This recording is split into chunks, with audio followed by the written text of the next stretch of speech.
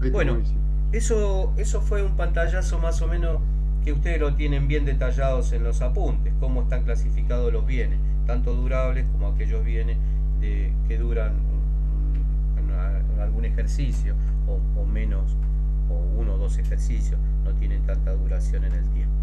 Ahora, directamente lo que les voy a compartir es un modelo de inventario. Con esto les voy a explicar algunas de las cosas que fuimos hablando. No sé si se alcanza a ver. ¿Ahí pueden verlo? ¿Sí? Sí, profe. Bueno, en principio, es una planilla que está construida con diferentes columnas donde ahora les voy a decir qué cosas básicamente tienen estas columnas para poder inventariar o poder anotar todo lo que la empresa tiene y en principio está dividida en función de esa clasificación. Si ustedes ven la primera columna, capital fundiario, mejoras ordinarias, ¿eh? Capital de explotación inanimada, en fin, todo esto que fuimos hablando dentro de la clasificación. Luego tiene una columna, la columna B, donde se describe cada uno de los bienes y es necesario poner detalles que permitan identificarlo claramente. En este caso, la tierra, ponemos suelos de clase 3 y suelos de clase 4 con algún problema de agua, se supone que esto está indicando. Y después la descripción de lo que sería un tendido eléctrico de luz de la cooperativa de 220. Bueno, esa es la descripción, tanto de lo que es el capital fundiario como de las mejoras ordinarias.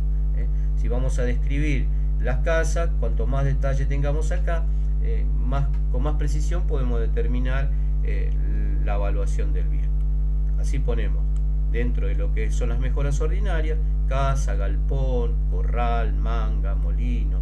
Y entonces en la descripción ponemos que la manga puede ser del apacho, para 2 vacas, para 7 vacas, en función de qué dimensión tenga. El molino, si es de 6 o 8 pies, tanque australiano, si es de piso de cemento, si es de tierra, si es de chapa, si es de cemento.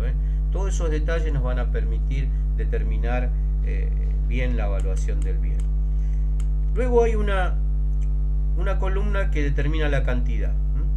La cantidad de esto que estamos viendo. Obviamente la cantidad va a tener que estar acompañada de la unidad. Si hablamos de tierra, cantidad 160 hectáreas. Si estamos hablando de un tendido de luz, es de metros, 1700 metros. Si estamos hablando de una casa, de 100 metros cuadrados. Y así, en cada uno de los bienes, ir poniendo las cantidades y la unidad a la que hacemos referencia, para después poder ir dándole valor. Otra de las columnas que tienen importancia es el estado. El estado del bien se puede clasificar en bueno, en regular, en malo, en muy bueno.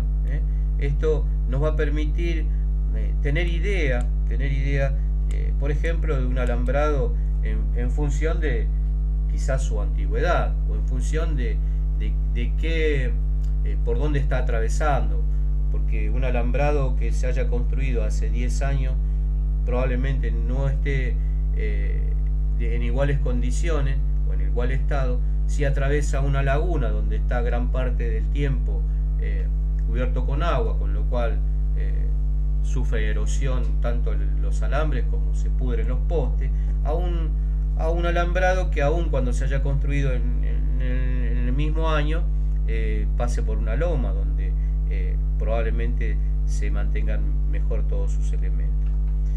Otro de los datos que se pone, y es necesario ponerlo, es la vida útil. La vida útil.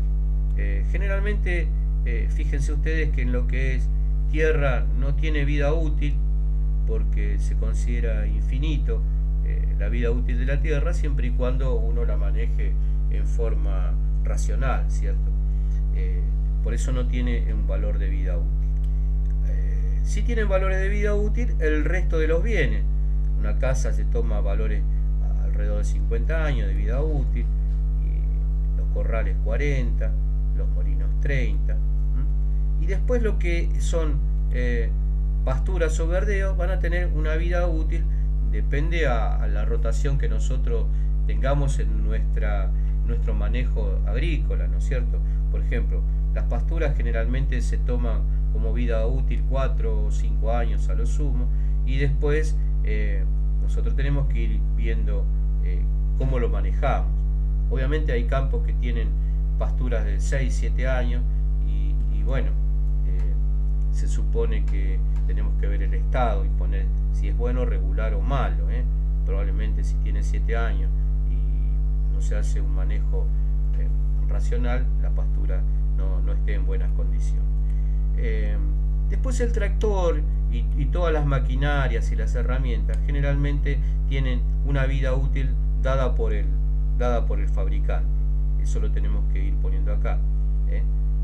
Un tractor está alrededor de 15 años, en alguna bibliografía dice 12, en alguna bibliografía dice 13, pero está alrededor de 15 años.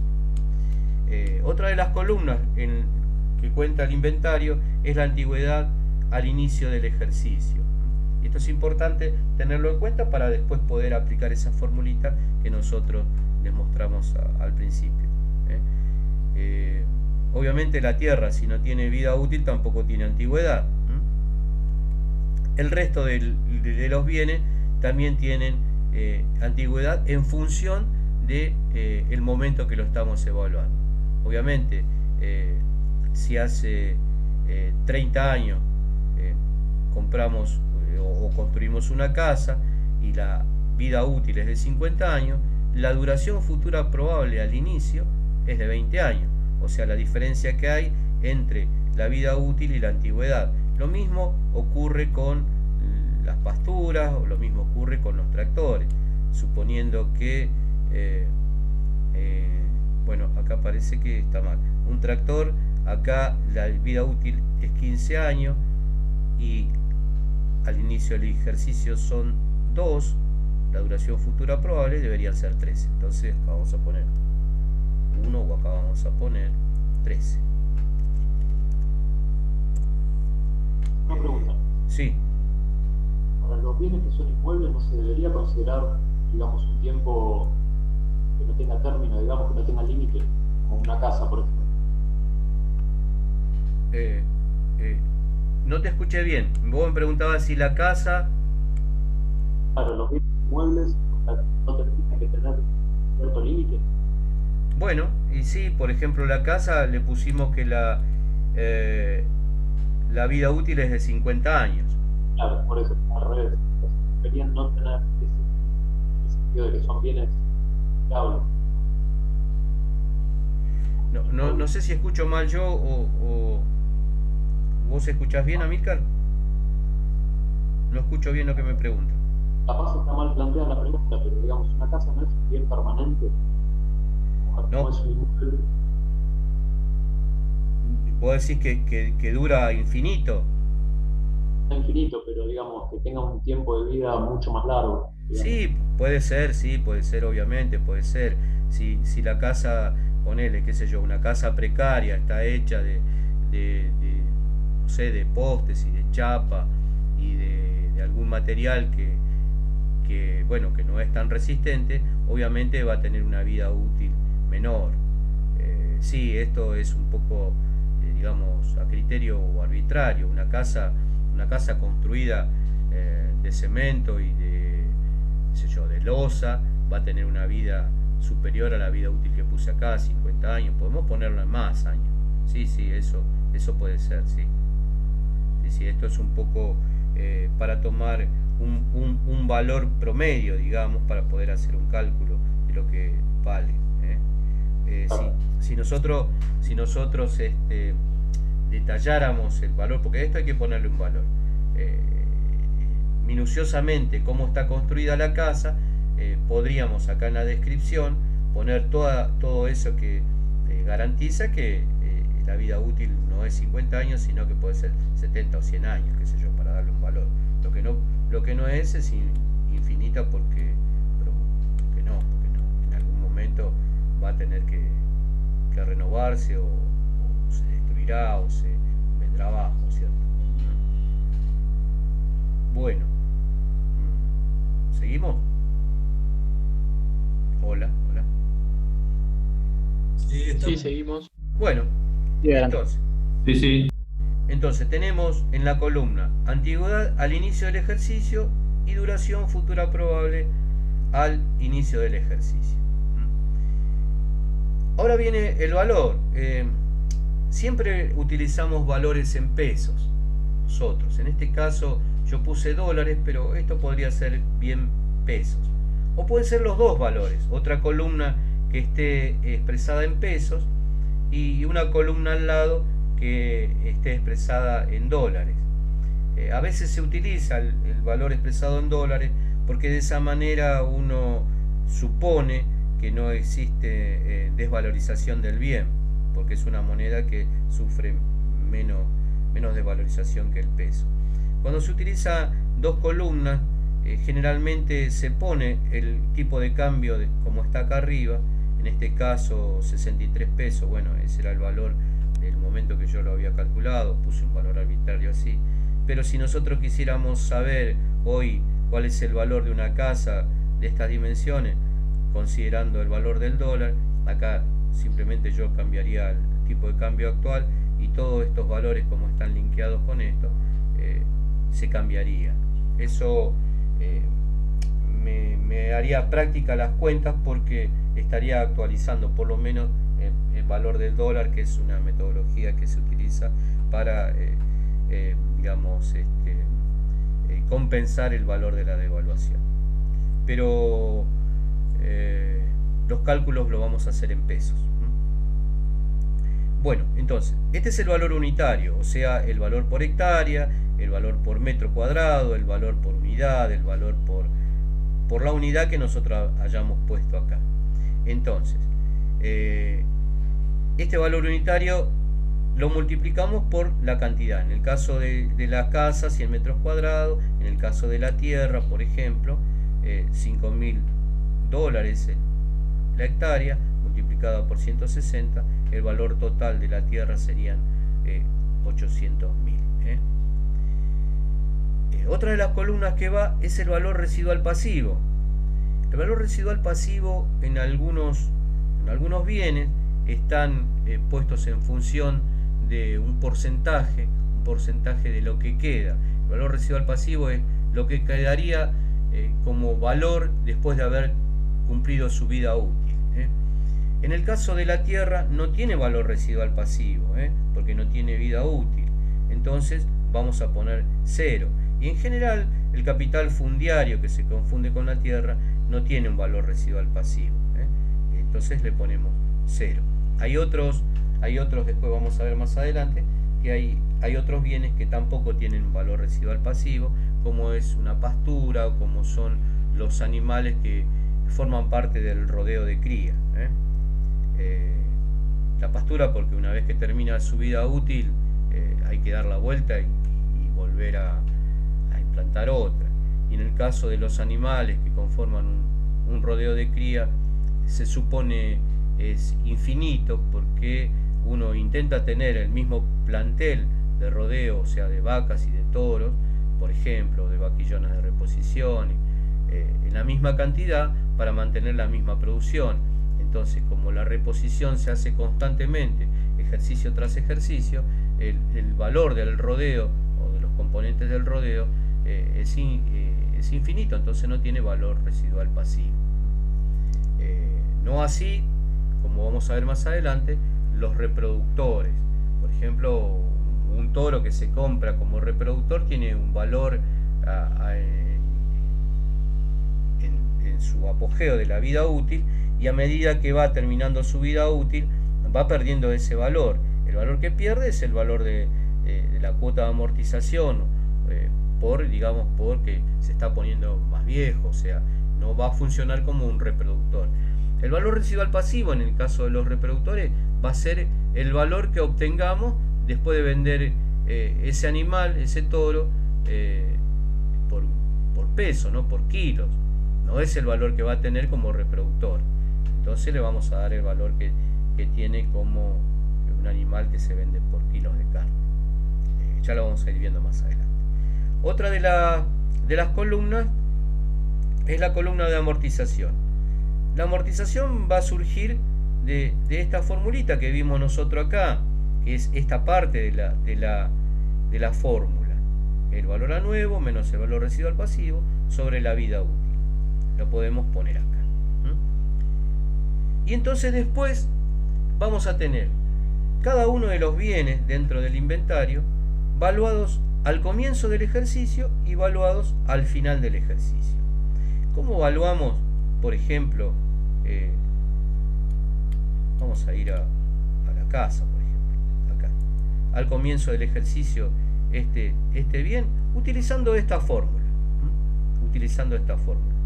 que sería valor a nuevo.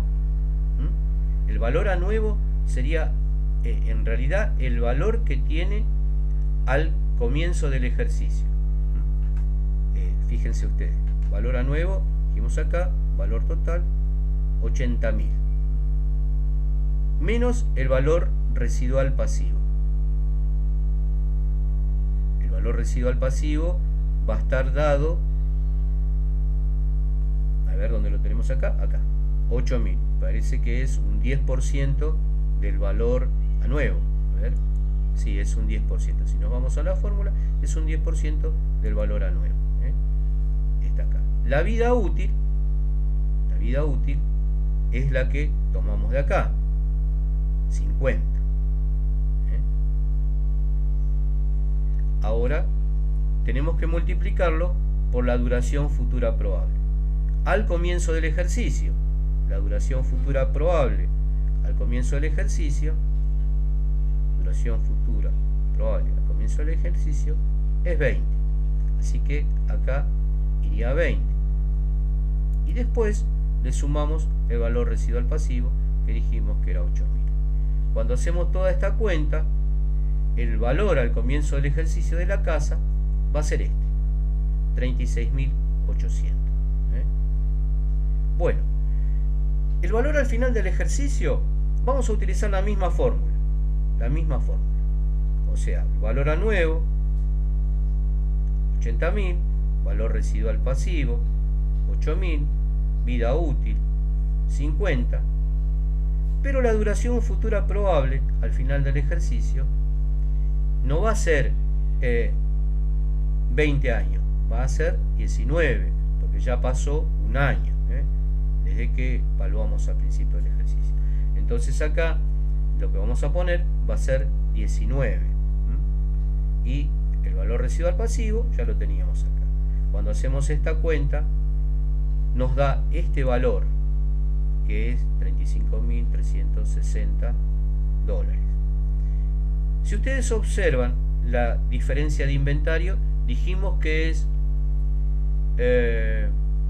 la diferencia que hay entre el valor al final del ejercicio menos el valor al comienzo del ejercicio. Cuando hacemos esta diferencia, nos va a dar menos $1.440. Si nosotros observamos cuál es la diferencia de este inventario, es la cuota de amortización. Quiere decir que la casa se desvalorizó en el transcurso de este ejercicio, es lo que corresponde a la cuota de amortización. Y cuando nosotros evaluemos el ejercicio siguiente, el otro ejercicio, y hagamos un inventario del otro ejercicio, los valores van a cambiar y la antigüedad al inicio va a ser 31 años y la duración futura probable entonces va a ser 19. Al comienzo del ejercicio vamos a utilizar esos valores y al final del ejercicio, en vez de poner 19, vamos a poner 18. Y así inventario de ejercicio tras ejercicio. Eso se utiliza para todos los bienes. Ese mismo criterio se utiliza para todos los bienes, utilizando esta fórmula. Esta fórmula.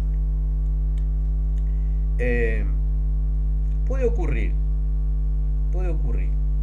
que, por ejemplo, en este caso del bebedero, la vida útil es de 30, la antigüedad al comienzo del ejercicio es 10, la duración futura probable es 20, hacemos la misma cuenta que hicimos antes. En el caso del alambrado perimetral propio, la vida útil es de 40, la antigüedad es de 40 y la duración futura probable es 0. ¿Qué va a pasar? Va a pasar que cuando nosotros hagamos la cuenta,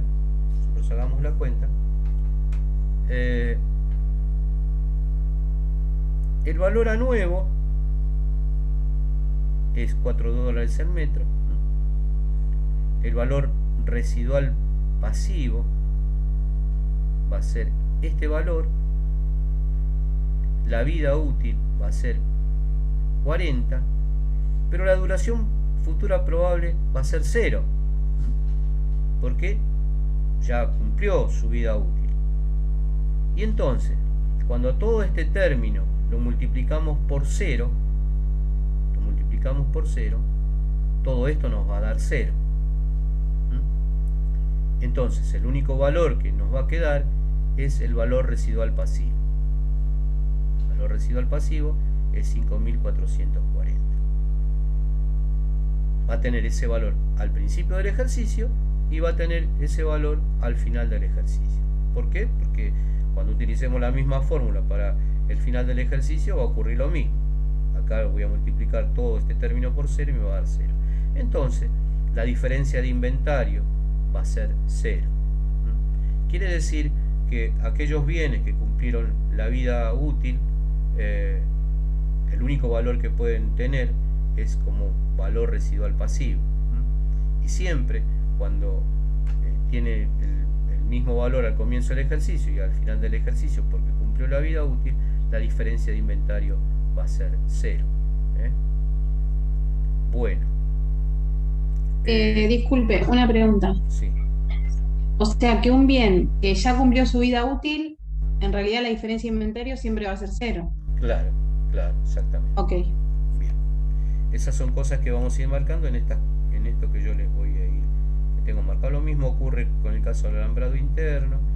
O puede ocurrir también que la vida útil sea, en este caso, porque se da justo que al inicio del ejercicio ya estaría cumpliendo la vida útil en ese año, ¿no es cierto? Pero puede ocurrir que ya haya pasado la vida útil 15 y la antigüedad al inicio ya sea 40. Acá, más que nunca, la diferencia de inventario va a ser 0. En el caso de alguna promoción de regraso, de algunas pasturas, también se considera la vida útil, que nosotros acá pusimos 4 años. Menos de 4 años la vida útil de una pastura no es conveniente poner porque no se podrían amortizar el costo de implantación. Mínimamente necesitamos tener 4 años después de haberlo implantado como vida útil, tanto una pastura como alguna promoción. Entonces, puede ocurrir, y esto es lo que nosotros observamos cuando vamos a un campo y estamos tomando nota de lo que hay en el campo, lo que hacemos es ver qué es lo que hay y sabemos que la vida útil de un raigras de promoción es de 4 años y la antigüedad al inicio del ejercicio es 0. Esto es porque recién se implantó. Entonces, ¿qué va a pasar? La duración futura probable van a ser los 4 años. El valor unitario es 50 pesos, 50 dólares. Y acá seguramente tenemos que multiplicarlo por la cantidad de hectáreas, que acá se nos está ocultando, son 55, con lo cual el valor total va a ser 2.750. No tiene valor residual pasivo, como dijimos, las pasturas como el regras no tienen valor residual pasivo porque cuando cumplen la vida útil hay que volver a hacerlo. Y entonces la amortización va a surgir de dividir el valor a nuevo sobre la vida útil, sin considerar el valor residual pasivo. Hacemos el cálculo para comienzo del ejercicio y es el valor que tiene al comienzo del ejercicio, que como pueden ver ustedes es el valor de la implantación, de haber considerado el costo de implantación total de las 55 hectáreas al comienzo del ejercicio. Y al final del ejercicio, utilizando la misma fórmula, ya con una duración futura futura probable de un año menos, va a ser un valor menor. ¿Cuánto va a ser el valor menor? El valor de la amortización. Es el valor de la amortización. Si ustedes lo observan, este es el valor, o sea, la diferencia de inventario. La diferencia que hay entre el valor al final del ejercicio menos el valor al comienzo del ejercicio. Lo mismo ocurre con las pasturas. Puede pasar que encontremos pasturas de 3 años, pasturas de 4 años, y entonces aquí vamos a ver que la duración futura probable van a ser distintas. Antigüedad al inicio del ejercicio, acá sería, puede ser que tenga 2, duración futura probable, acá 2, porque en total son 4 años. En caso de la pastura, que al inicio del ejercicio tiene 3 años, duración futura probable 1. ¿Qué va a pasar en este caso? Fíjense ustedes que en el caso de la pastura de 4 años, aplicando esta misma fórmula, al final del ejercicio va a costar 0. Va a costar 0. ¿Por qué? Porque se le descontó la última cuota de amortización. La última cuota de amortización hace que esta pastura tenga que volver a implantarlo. Para el caso de la pastura vamos a dedicarle un tiempo después un poquito más largo. Este inventario está hecho en función de lo que uno puede llegar a encontrarse cuando visita un campo y tiene que recabar toda la información de lo que hay y darle un valor. Ahora, si nosotros tenemos que hacer un inventario donde hay un modelo estabilizado de implantación de pasturas y donde sabemos que la pastura dura 4 años y se hace en función de una rotación, que después de los 4 años se van a implantar algún otro cultivo, y después de esos cultivos, que puede ser trigo, puede ser cebada, uno de invierno, uno de verano, después se vuelve otra vez a una pastura, el análisis es distinto. Ya se los voy a explicar en otro cuadrito. Pero si tenemos que evaluar la recorrida de un campo, lo que encontramos, esta es la manera de evaluar. De la misma manera, utilizando la formulita que está ahí. Lo mismo ocurre con las herramientas, con los tractores, con las rastras, con las desmalezadoras. Acá hay un caso particular. Fíjense esta. En este caso, siempre, si la vida útil de un tractor es 15 años y al inicio del ejercicio tiene 14 años, la duración futura probable tiene que ser indefectiblemente un año. Entonces, al final del ejercicio, ¿qué va a pasar? Vamos a ver si ponemos un año acá. Pongo un año acá.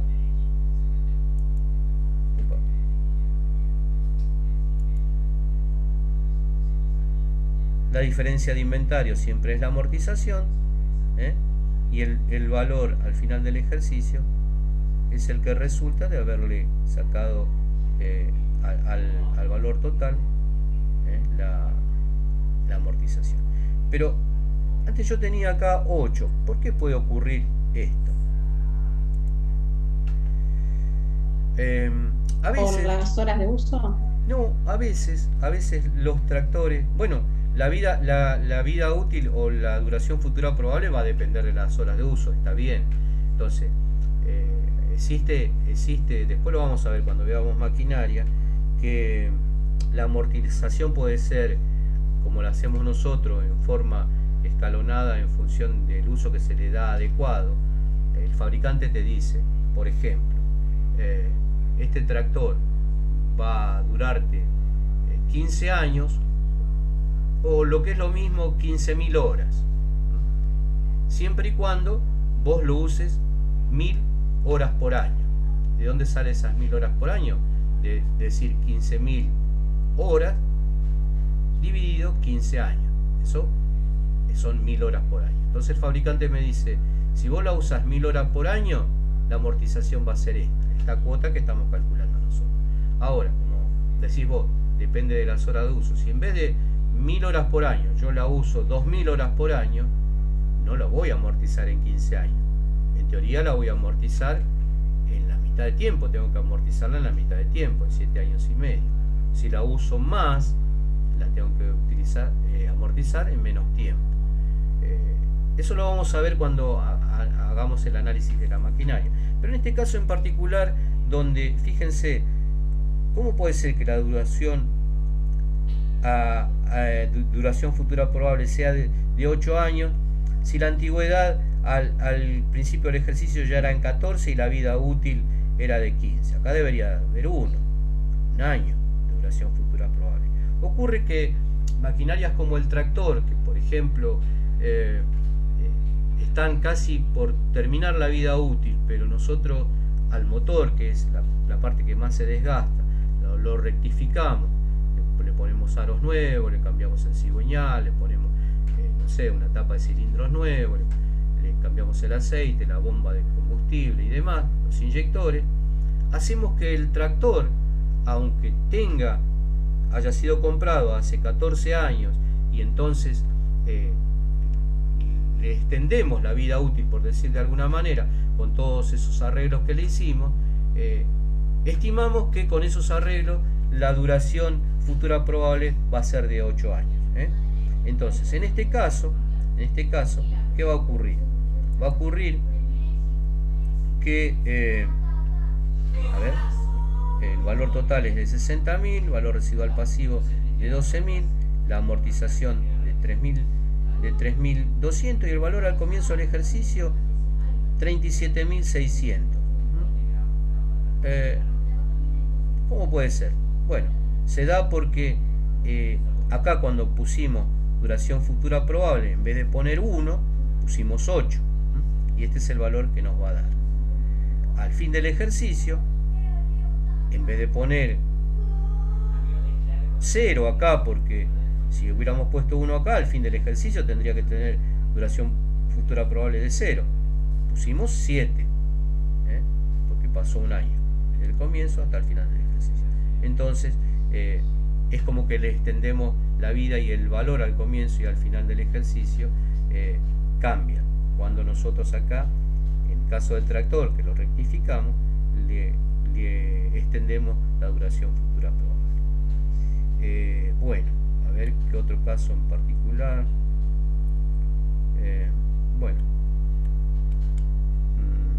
No, esto es más o menos, después les voy a mandar algún ejercicio para hacerlo, y es cuestión de armarse el inventario con todas estas columnas, teniendo en cuenta todo esto, estas consideraciones que hay que tener en cuenta para hacer el cálculo y utilizar la fórmula del valor residual activo. También existe, voy a dejar de compartir esto. No, puedo hacerlo desde acá mismo, y les voy a mostrar cómo se hace el inventario de Hacienda. El inventario de Hacienda es una evaluación particular. Lo que tenemos que tener en cuenta al detallar esos bienes que son nuestros animales, que son dentro de la clasificación bienes de explotación vivos circulantes. ¿Por qué son circulantes? Porque yo los voy a vender. Se los agrupa de esta manera, por categorías. Cuanto más categorías pueda detallar acá, mejor evaluación voy a tener del rodeo que yo tengo como hacienda circulante. Bueno, yo puse estas a modo de ejemplo: toritos, toros, vacas y vaquillones, y terneras y terneros. Ponemos la cantidad, ponemos los kilos que determinan esa categoría. Acá puse 500 kilos, pero nunca todos los toritos pesan 500 kilos y nunca todas las vaquillonas pesan 450 kilos. Entonces acá podríamos poner de 500 a 600 kilos, podríamos poner vacas de 450 a 470 kilos. Y si detallamos más acá las categorías de vaca, podríamos poner rangos, podríamos poner vacas de 480 a 490, en fin, para que se englobe esta categoría en estos kilos de peso. Bien, después, ¿cómo hacemos para calcular el valor de esas categorías de animales? Simplemente multiplicando la cantidad de kilos por la cantidad de unidades por el precio que nosotros tenemos por kilo. Ustedes saben que cada categoría tiene diferentes precios. Esto es a modo de ejemplo. Los precios del torito es de 110 pesos por kilo, este de 100, de 98, de 115 pesos por kilo. Estos valores, cuando se trata de animales así para la venta, generalmente se pueden obtener del mercado de Liniers, depende del momento donde estemos evaluando el bien. Entonces, ¿cómo hacemos para obtener el valor total? Es multiplicando el pesos por kilo por la cantidad de kilos por la cantidad de animales de esta categoría. Y esto nos da el valor de esa categoría al inicio del ejercicio. Bueno, al final del ejercicio, acá lo más probable es que no tengamos la misma cantidad de animales de las categorías. Acá en este caso, como ejemplo, ya no tenemos más toros, y en vez de toritos, y en vez de 6 toros tenemos 11, y en vez de 317 vacas tenemos 315, y en vez de 209 terneros y terneras tenemos 179. El precio en función de la categoría es el mismo. Siempre ponemos el mismo.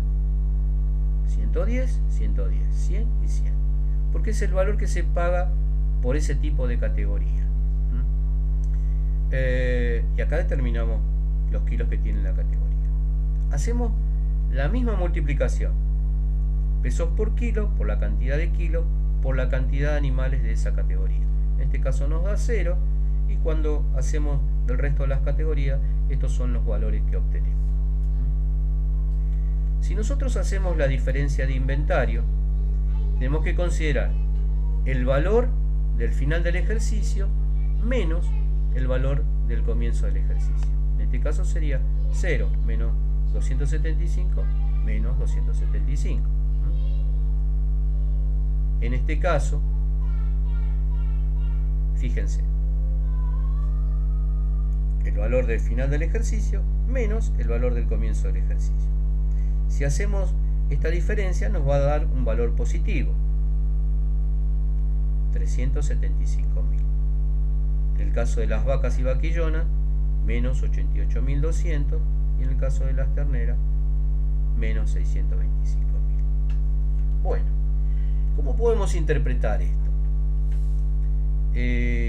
Cuando nos da valores positivos de diferencia de inventario, quiere decir que nos estamos capitalizando.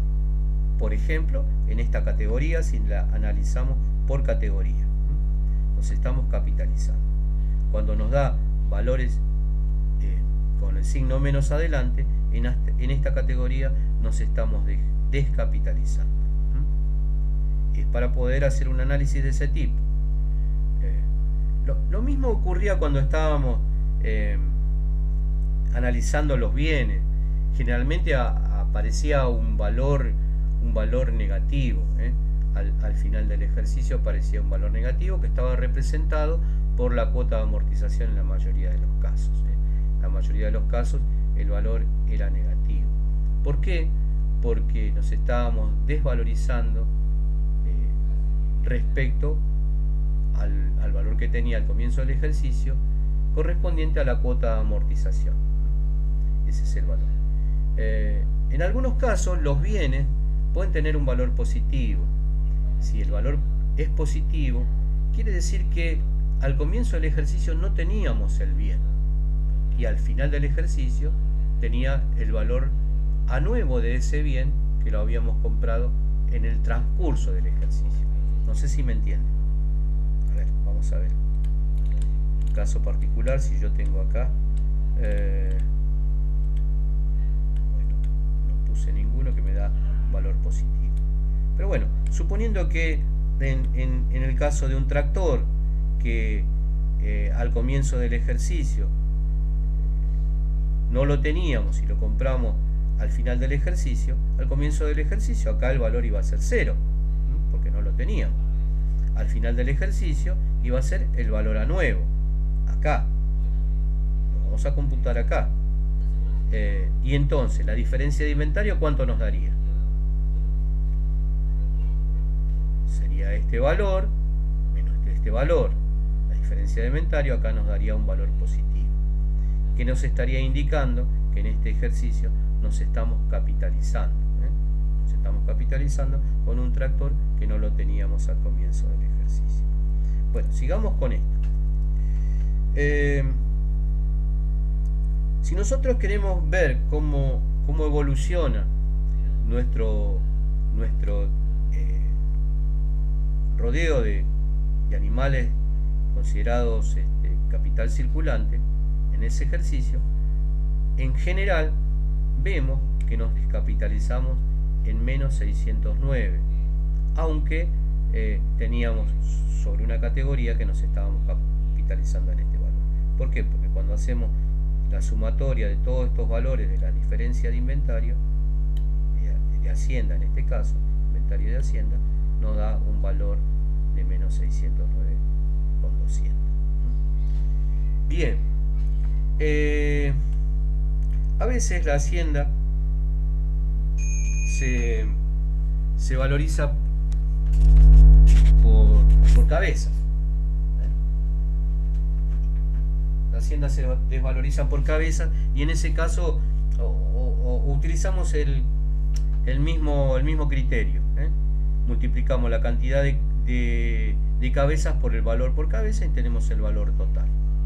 Esto generalmente se hace en los rodeos, o sea, en las categorías que forman parte de mi rodeo estable dentro de un rodeo de cría. Lo importante de acá es ver que el valor del comienzo del ejercicio es el mismo que utilizamos al valor al final del ejercicio.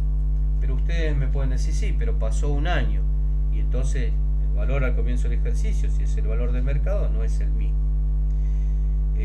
Bueno, se utiliza este criterio de poner el mismo valor para saber que estos valores de capitalización o descapitalización dependen de mi manejo productivo y no van a depender del valor que tenga en el mercado el precio de la carne. O sea, si nosotros consideráramos el valor al final del ejercicio, que seguramente va a ser mayor que al principio del ejercicio, acá puede valer 200 pesos, y multiplicado por un determinado número de cabezas, el valor de la diferencia de inventario nos puede estar engañando.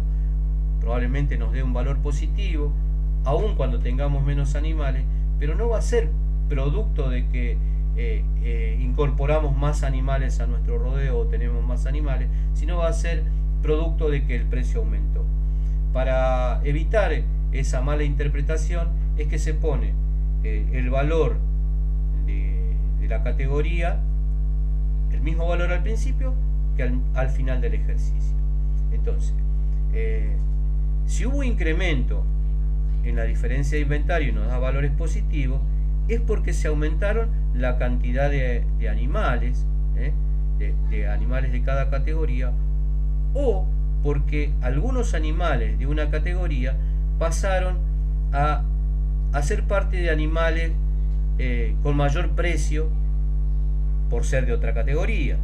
Por ejemplo, si acá tenemos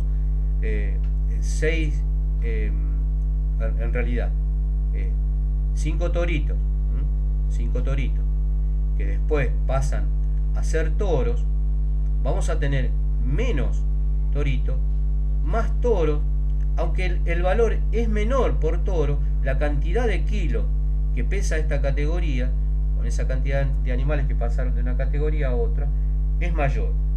Entonces el valor que se obtiene va a ser mayor, pero no por el cambio del precio entre el inicio y el final del ejercicio, sino porque cambiaron de categoría. No sé si se entiende esto. Vuelvo sobre lo que no se entiende. Sí, se entendió. Bueno, bien. Entonces, luego tenemos el inventario de depósito. El inventario de depósito es todo lo que tenemos en el depósito. A veces tenemos rollos, a veces tenemos rollos que nos sobraron del ejercicio anterior, a veces tenemos insumos, como puede ser acá pues uno solo, pero pueden ser semillas, pueden ser fertilizantes, pueden ser herbicidas, como en este caso, pueden ser vacunas, pueden ser todo lo que nos queda en el galpón, por decir de alguna manera, aunque los rollos no los vamos a tener en un galpón, lo tenemos en el campo, pero es lo que nos queda.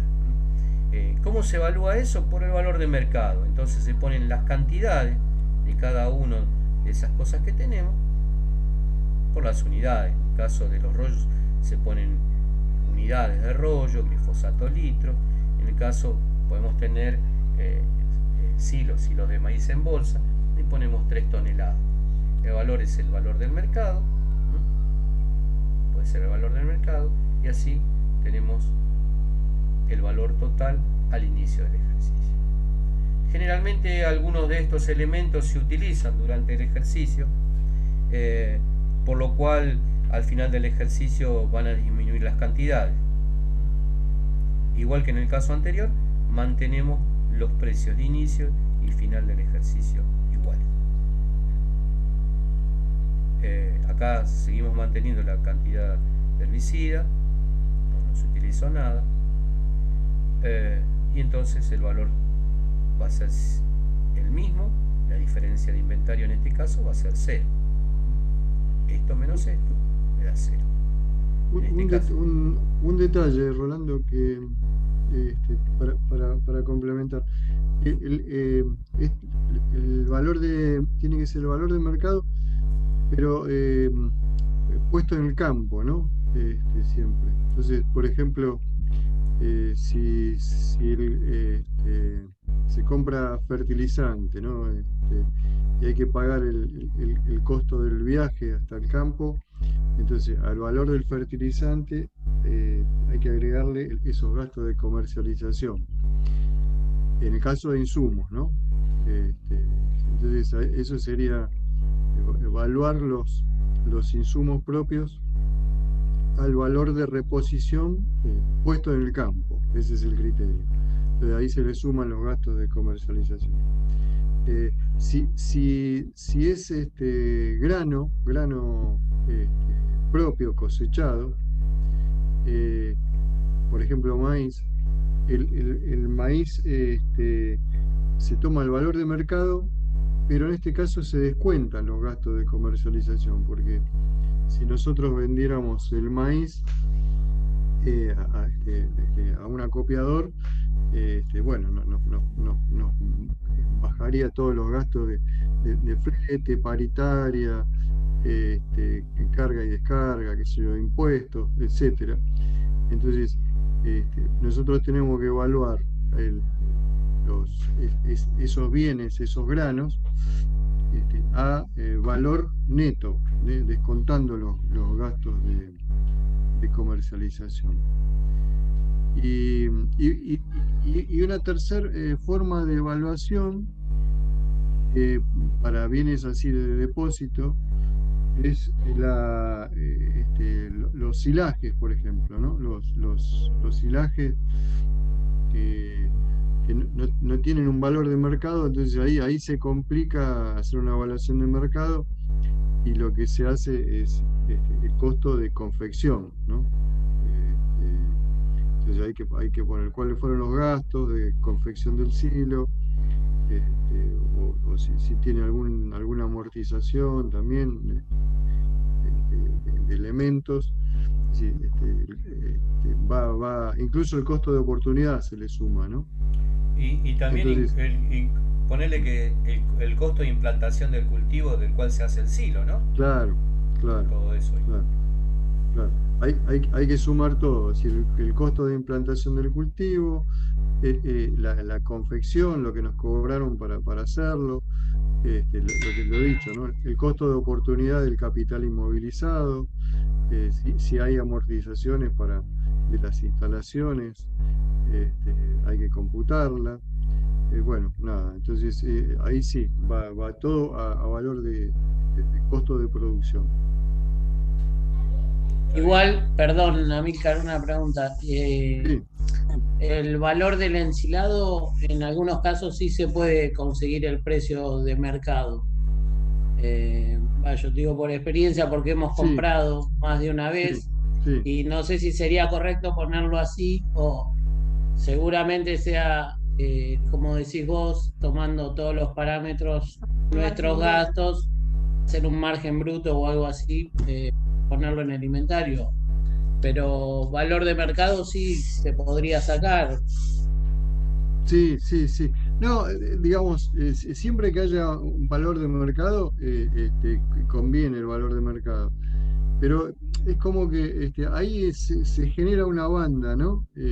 Un piso y un techo, en el cual uno puede flotar, digamos, o hacer un promedio. Vamos a poner el ejemplo del maíz propio, ¿no? Yo puedo decir, bueno, el maíz propio que tengo almacenado en mis silos, lo puedo evaluar de la misma forma, digamos, sería el costo de producción de ese maíz, que es cuánto me salió la implantación, la semilla, fertilizante, todos los agroquímicos, todo lo que sea, y después a eso le agrego lo que me cobró el contratista por cosecharlo, si tuve que mandarlo secar o no, bueno, y al final lo guardo en mi silo, le agrego el costo de oportunidad del capital utilizado para la confección de ese maíz, todo, y eso me daría un costo propio. Seguramente ese costo propio va a ser menor que el techo que estábamos hablando, que el techo es el maíz en el mercado, puesto en el mercado. Pero siempre hablando de puesto en el mercado, pero con un precio real, digamos, que sería lo que me paga el acopiador menos los gastos de comercialización, ¿no? Porque siempre me lo descuentan. Entonces, el piso es el costo de producción, el techo es el valor neto de realización, ¿no? Así se llama, valor neto de realización. Es decir, que es el valor de mercado menos los gastos de comercialización. Entonces, Amílcar, los gastos de comercialización los tendría que estar. Lo tenés que, claro, lo tenés que restar, claro, lo tenés que Bien. restar cuando el producto es tuyo, digamos. Bien, bien. Si el insumo lo tuviste que comprar, por ejemplo, fertilizante o rollos, Sí. y los tuviste que traer al campo, entonces en ese caso los agregás, te los sumás. ¿Sí? Claro. Bueno, muy bien. Muy bien, entonces yo acá se los fui mostrando los distintos inventarios por separado, pero en realidad forman parte del inventario completo todo esto en una misma planilla, ¿no es cierto? Entonces ahí vamos a tener detallado todos los bienes que forman parte de la empresa. Cuando nosotros no debemos nada y no nos deben nada, la presentación de todo esto representa el activo de la empresa y es lo que se llama la cuenta capital.